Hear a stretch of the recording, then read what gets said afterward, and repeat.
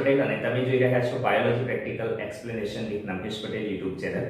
મિત્રો, આજના વિડીયોમાં આપણે બોર્ડ પ્રેક્ટિકલ એક્ઝામના બીજા પ્રશ્નમાં પૂછાતા અનેક પ્રેક્ટિકલને પરફોર્મ કરીશું, જેનો હેતુ છે ભૂમિની જલધારણ ક્ષમતાનો અભ્યાસ કરવો। મિત્રો, આ પ્રેક્ટિકલ બે પદ્ધતિથી પરફોર્મ કરી શકાય છે, એક અંકિત નળાકારની મદદથી અને બીજો ગુંજ ક્રુસિબલની મદદથી। જેમાં આજે આપણે આપણી જર્નલમાં આપેલી પદ્ધતિ ગુંજ ક્રુસિબલની મદદથી પ્રેક્ટિકલને પરફોર્મ કરીશું। તો આવો પ્રેક્ટિકલને પરફોર્મ કરીએ પહેલા એના સિદ્ધાંતને સમજી લઈએ। અંકિત નળાકારની મદદથી અને ગુંજ ક્રુસિબલની મદદથી આજે આપણે ગુંજ ક્રુસિબલની મદદથી પ્રેક્ટિકલને પરફોર્મ કરવાના છીએ। માટે જરૂરી સાધનો તરીકે ગુંજ ક્રુસિબલ 3 નંગ, વિભિન્ન જગ્યાએથી એકત્રિત કરેલા ભૂમિના નમૂનાઓ, પેટ્રી ડીશ 3 નંગ, ગ્લાસ રોડના ટુકડા 6 નંગ, ઇલેક્ટ્રોનિક ડિજિટલ વજન કાંટો, બ્લોટિંગ પેપર, ઇલેક્ટ્રિક સગડી અથવા તો burner, beaker, crucible, conical flask અને પાણી જેવા સાધનોની જરૂર પડશે।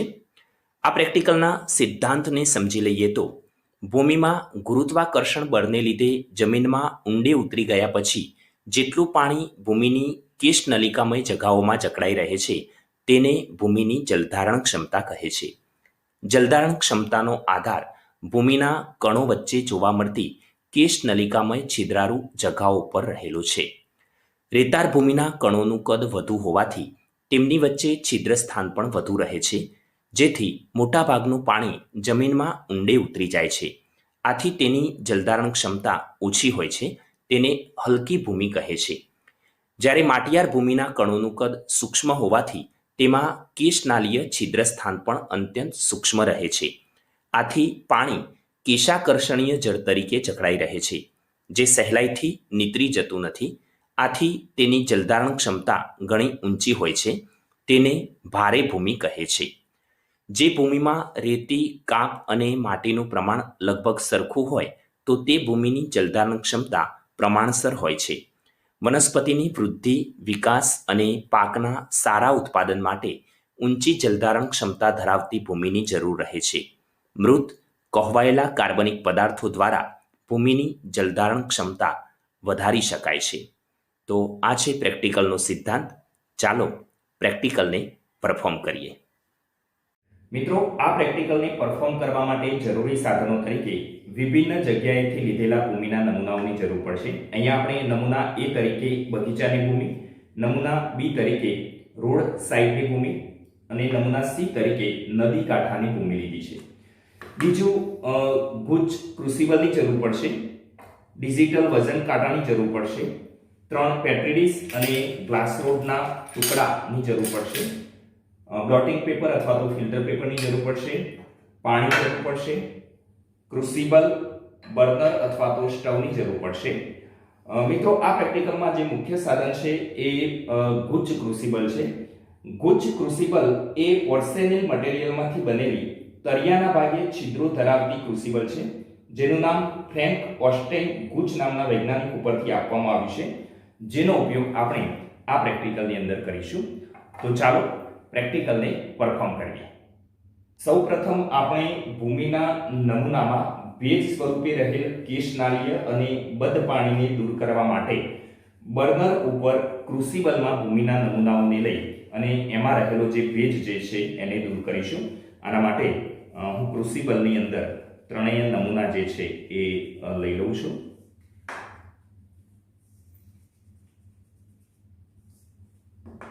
અને એને આપણે એમાં રહેલો જે ભેજ જે છે એ ભેજને દૂર કરીશું।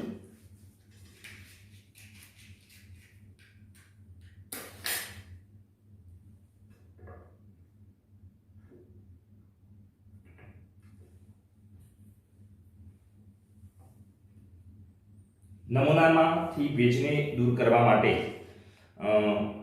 ઓવન સ્ટોવનો ઉપયોગ પણ કરી શકાય છે અને 3 થી 4 કલાક માટે સૂર્યપ્રકાશમાં પણ નમૂનાને પાથરી અને એમાંનો ભેજ જે છે આપણે દૂર કરી શકીએ છીએ। અહીંયા આપણે લગભગ 5 થી 10 મિનિટ સુધી દરેક નમૂનાને આ રીતે ક્રુસિબલમાં લઈ અને એનો ભેજ જે છે એ ભેજ દૂર કરતા રહીશું। આ રીતે આપણે બધા જે નમૂના છે એ નમૂનાને ક્રમશઃ બર્નર ઉપર લઈ અને એમાંનો ભેજ જે છે એ દૂર કરતા રહીશું.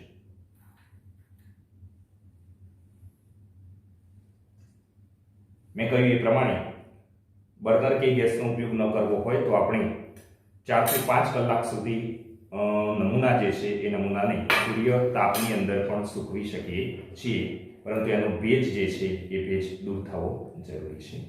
ઓકે, તો આ રીતે આપણે ત્રણેય નમૂનાને ભેજ જે છે એ ભેજ દૂર કરી દીધો છે.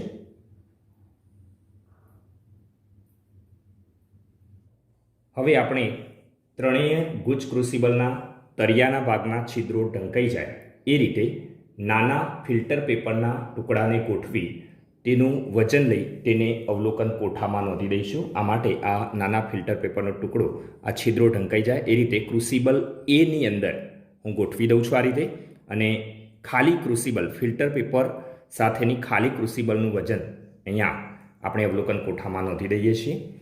તો ક્રુસિબલ નમૂના એ માટેની ક્રુસિબલનું વજન જે છે એ છે 33.7 ગ્રામ, જેને આપણે અવલોકન કોઠાની અંદર નોંધી લઈએ છીએ. એવી જ રીતે નમૂના બી માટેની જે ક્રુસિબલ છે એ ખાલી ક્રુસિબલને પણ એનો તળિયાના છિદ્રોનો ભાગ ઢંકાઈ જાય એ રીતે આ રીતે ફિલ્ટર પેપરનો ટુકડો મૂકી અને એનું વજન નોંધી લઈએ છીએ. એનું વજન છે 32.8 ગ્રામ, 32.8 ગ્રામ ખાલી ક્રુસિબલનું ફિલ્ટર પેપર સાથેનું વજન.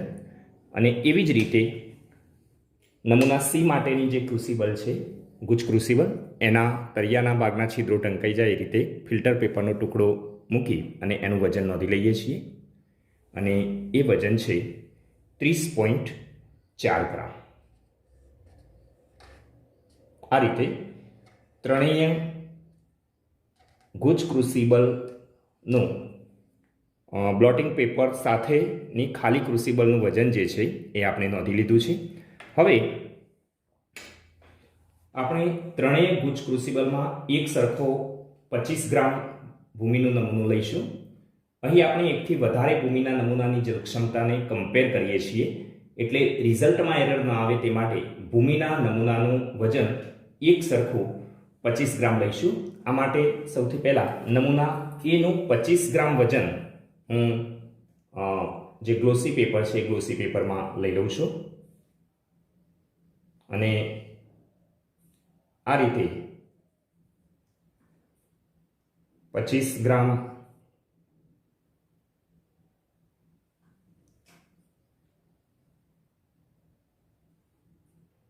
વજનને આપણે એની અંદર લઈ લઈશું. અને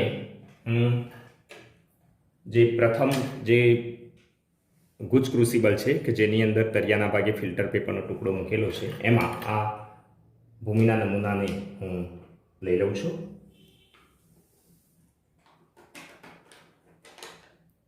આ જ રીતે ક્રમશઃ બીજો ભૂમિનો નમૂનો જે છે રસ્તા બાજુની ભૂમિનો નમૂનો, એનું વજન પણ આપણે 25 ગ્રામ લઈ લઈએ છીએ.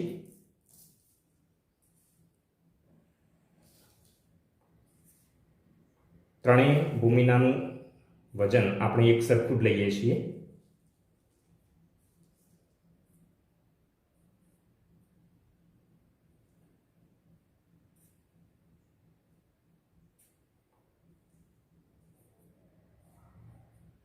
આ રીતે 25 ગ્રામ વજન જે બીજી ગુજ ક્રુસિબલ છે એની અંદર હું લઈ લઉં છું.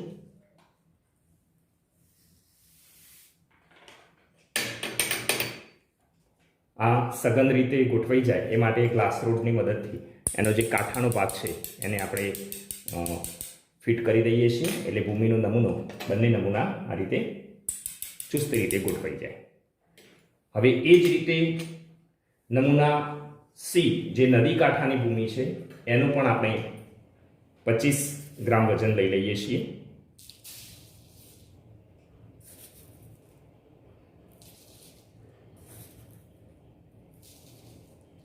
અને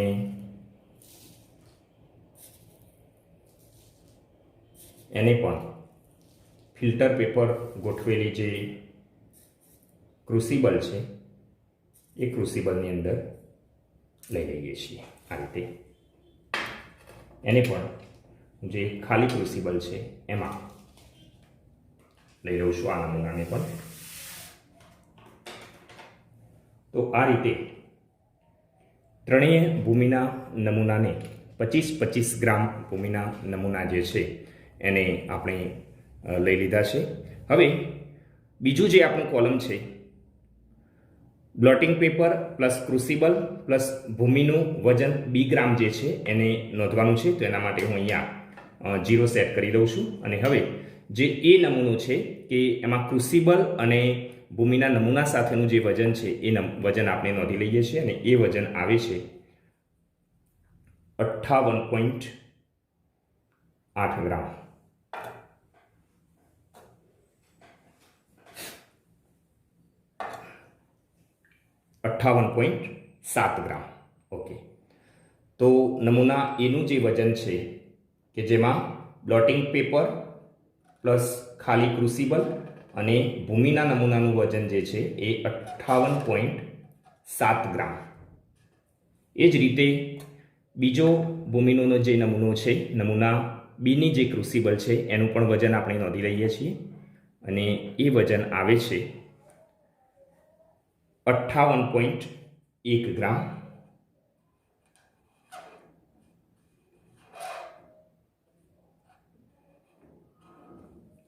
અને એવી જ રીતે જે નમૂનો સી છે એનું વજન આપણે નોંધી લઈએ છીએ. અને એ આવે છે 55.7 ગ્રામ.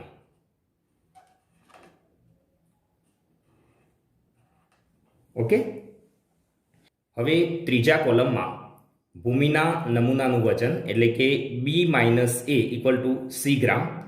58.7 - 33.7 એટલે 25 ગ્રામ આવશે.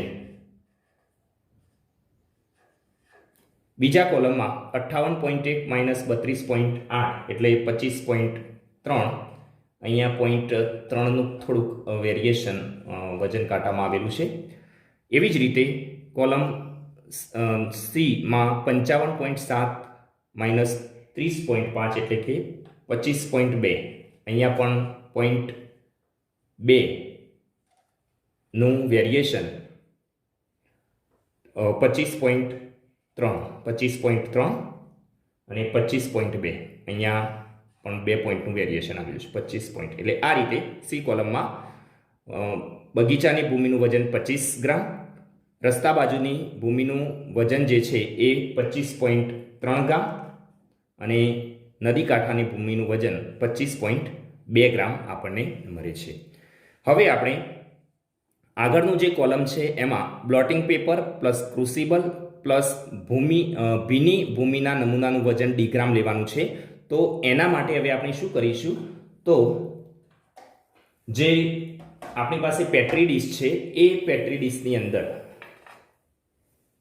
આપણે ગ્લાસ રોડ જે છે એને એવી રીતે ગોઠવી દઈશું. અને એ ગ્લાસ રોડ ઉપર આપણે ત્રણેય પેટ્રી ડીશની અંદર આ રીતે ગ્લાસ રોડ ગોઠવી દઈએ છીએ. અને એ ગ્લાસ રોડ ઉપર જે ત્રણેય ક્રુસિબલ છે એને એવી રીતે ગોઠવીએ છીએ કે જે તળિયાનો જે ભાગ છે એ પેટ્રી ડીશને અડકે નહીં. આ રીતે સાધનની ગોઠવણી આપણે કરી દઈએ છીએ.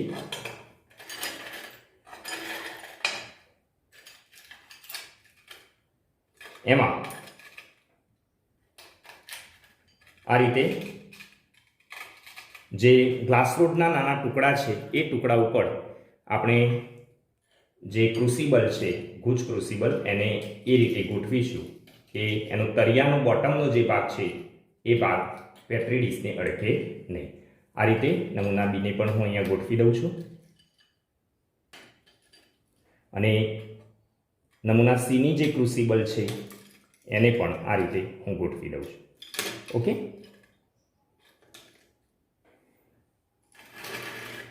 હવે ક્રુસિબલની અંદર આપણે પાણી રેડીએ છીએ 3 ક્રુસિબલમાં. એટલે શું થશે, ઉપરનો નીચેનો જે ભેજ છે એ શોષાઈ અને આવશે. અત્યારે જે આપણે ક્રુસિબલનો ઉપરનો જે ભાગ લીધો છે એ ભાગ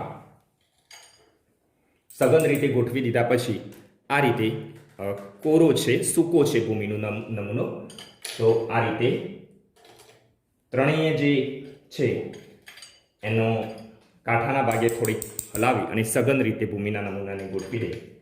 આ જે એનો નમૂનો છે ઉપરના ભાગે સૂકો છે, અને એવી જ રીતે જે ત્રીજો ભૂમિનો નમૂનો છે એનું પણ ઉપરનું લેયર ક્લિયર કરી અને પછી હવે એમાં આપણે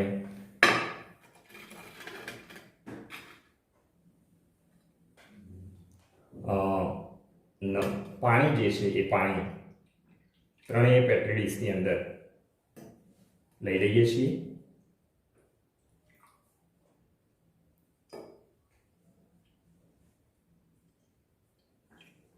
હવે જ્યાં સુધી ભેજ શોષાય અને ઉપરના લેવલ સુધી ન આવે ત્યાં સુધી ખલેલ પડ્યા સિવાય સાધનને આપણે એમના એમ રહેવા દઈશું. જ્યાં સુધી ઉપરની લેયર જે છે, ઉપરનું લેયર ત્રણેય જે નમૂના છે એમાં ઉપરનું લેયર ભીનું ન થાય ત્યાં સુધી આ જે ગોઠવણી છે ગોઠવણીને વિક્ષેપ ન થાય એ રીતે આપણે એને ગોઠવી દઈએ છીએ. હવે 5 મિનિટ પછી અવલોકન કરતાં આપણને માલુમ પડે છે કે ગુચ્છ ક્રુસિબલના ગોઠવેલી જે ભૂમિનો ઉપરનો જે નમૂનો છે એ ઉપરનો નમૂનો સંપૂર્ણ રીતે ભીનો થઈ ચૂક્યો છે. તો આ રીતે ત્રણેય નમૂના ઉપરની સપાટીથી ભીના થઈ ચૂક્યા છે. તો હવે આપણે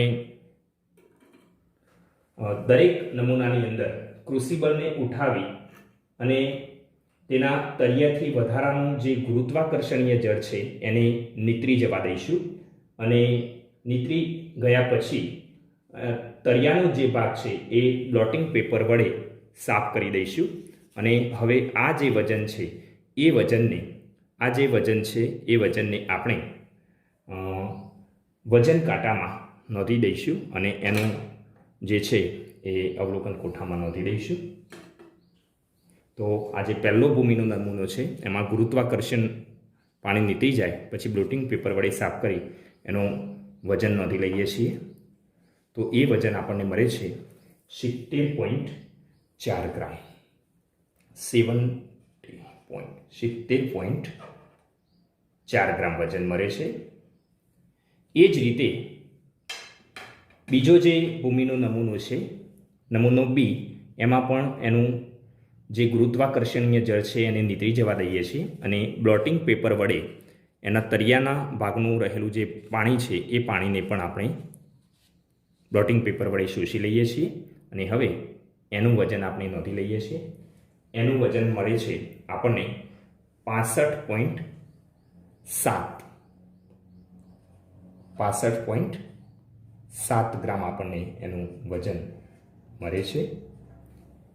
અને એવી જ રીતે જે ત્રીજો ભૂમિનો નમૂનો છે એ નમૂનામાં પણ ગુરુત્વાકર્ષણીય જળ નીતરી જવા દઈ અને બ્લોટિંગ પેપર વડે તળિયાનું જે પાણી છે એને સાફ કરી દઈએ છીએ અને એનું વજન પણ આપણે નોંધી લઈએ છીએ. અને એનું વજન આપણને મળે છે 56 ગ્રામ એનું વજન આપણને પ્રાપ્ત થાય છે. ઓકે, હવે અવલોકન કોઠાની અંદર આગળની જે કેલ્ક્યુલેશન છે એ કેલ્ક્યુલેશનને આપણે જોઈ લઈએ છીએ.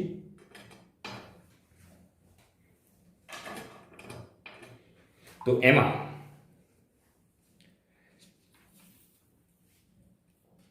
પહેલું જે છે ભૂમિના ભીના નમૂનાનું વજન D-A એટલે કે 70.4 માઇનસ 33.7 એટલે 36.7 આવશે. 36.7 એ વજનને આપણે E ગ્રામ વજન કહીશું. D-A = E ગ્રામ.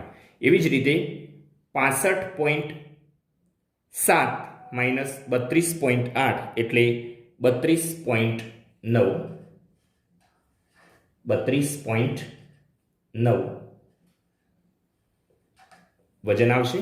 અને એવી જ રીતે 56 - 30.5 એટલે 56 - 30.5 એટલે 25.5 ઈ-ગ્રામ વજન આપણને નમૂના સીનું મળશે.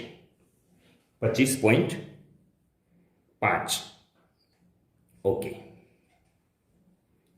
હવે શોષાયેલ પાણીનો જથ્થો E - એટલે કે 36.7 ઓછા 25 ગ્રામ એટલે આપણને મળશે 11.7 ગ્રામ. n ગ્રામ વજન એને આપણે કહીશું. એવી જ રીતે નમૂના બી માટે 32.9 ઓછા 25.3 ગ્રામ એટલે એનું વજન આપણને મળશે 7.6 ગ્રામ. અને 25.5 ઓછા 25.2 એટલે એનું વજન આપણને મળશે 0.3 ગ્રામ. ઓકે. એટલે આ જે વજન મળ્યું છે આપણને શોષાયેલ પાણીના જથ્થાનું વજન આપણને મળ્યું છે n ગ્રામ. હવે જલધારણ ક્ષમતાની ટકાવારી માટેનું સૂત્ર છે n/c × 100. બરાબર. તો એના માટે 11.7 એટલે n ભાગ્યા c એટલે 25 × 100 કરીશું. એટલે પહેલો જે ભૂમિનો નમૂનો છે એની ટકાવારી આપણને મળશે 46.8 ગ્રામ. એટલે બગીચાની જે ભૂમિ લીધી છે એ ભૂમિની જલધારણ ક્ષમતા જે છે એ 46.8% આપણને પ્રાપ્ત થાય છે, બગીચાની ભૂમિની જલધારણ ક્ષમતા. એવી જ રીતે રસ્તા બાજુની જે ભૂમિ છે એમાં 7.6 ભાગ્યા 25.3 × 100 એટલે એનો આન્સર આપણને મળશે 30.03%.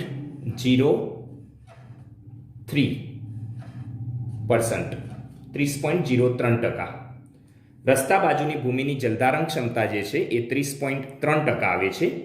અને નદી કાંઠાની ભૂમિ છે એમાં 0.3 ભાગ્યા 25.2 × 100 એટલે આપણને મળે છે 1.19 ગ્રામ. એટલે આ જે છે એ નમૂના સીની જલધારણ ક્ષમતા મળે છે. તો અહીંયા આપણે જે પ્રેક્ટિકલ પરફોર્મ કર્યો એમાં બગીચાની ભૂમિની જલધારણ ક્ષમતા સૌથી વધુ 46.8% મળે છે, જ્યારે નદી કાંઠાની ભૂમિની જલધારણ ક્ષમતા સૌથી ઓછી 1.19% મળે છે. અને રસ્તા બાજુની જે ભૂમિ છે એ ભૂમિની જલધારણ ક્ષમતા પ્રમાણસર એટલે કે 30.03% જેટલી આપણને પ્રાપ્ત થાય છે. તો આ અવલોકન ઉપરથી આપણે તારણને સમજીશું કે પરફોર્મ કરેલા પ્રયોગના મળેલા અવલોકનો ઉપરથી એવું તારણ તારવી શકાય છે કે પ્રયોગ માટે લીધેલ નમૂના એની બગીચાની ભૂમિની જલધારણ ક્ષમતા સૌથી વધુ 46.8% મળે છે, જે માટિયાર ભારે ભૂમિ દર્શાવે છે, જે પાક માટે વધુ યોગ્ય ગણાય છે. જ્યારે નમૂના સીની નદી કાંઠાની ભૂમિની જલધારણ ક્ષમતા સૌથી ઓછી એટલે કે 1.19% આવે છે, જે હલકી રેતાળ ભૂમિ દર્શાવે છે, જે પાક માટે એટલી યોગ્ય નથી. નમૂના બીની ભૂમિમાં રેતી અને માટીના સંયુક્ત ગુણધર્મો જોવા મળે છે. આથી તેની જલધારણ ક્ષમતા 30.03% મળે છે, એટલે કે પ્રમાણસર મળે છે, જે મૂળની વૃદ્ધિ અને વાત વિનિમય માટે યોગ્ય છે. તો આ હતું આજના પ્રેક્ટિકલનું પરફોર્મન્સ. મળીએ છીએ નેક્સ્ટ વિડીયોમાં આ જ પ્રેક્ટિકલને અન્ય પદ્ધતિથી એટલે કે અંકિત નળાકારની મદદથી પરફોર્મ કરવાની મેથડ સાથે. ત્યાં સુધી સ્વસ્થ રહો, મસ્ત રહો, ન સમજાય તો પૂછતા રહો. Thank you very much.